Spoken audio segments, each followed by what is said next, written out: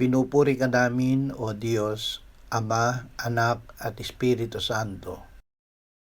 Salamat, Ama, na ibinigay mo sa amin si Jesus na iyong anak, na namatay para sa aming kasalanan.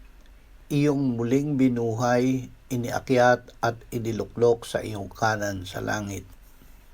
Salamat na ibinigay mo sa amin ang iyong banal na Espiritu at sa pamamagitan niya ay ibinuhos mo ang iyong pag-ibig sa aming puso. Panginoong Hesus, salamat sa iyong katawan at dugo na ibinigay para sa amin.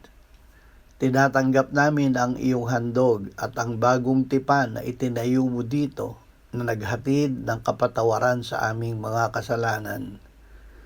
Tinatalikdan namin ang aming sarili, pinapasan ang aming krus, at kami ay susunod at mananatili kaisa mo sa bawat sandali. Amen.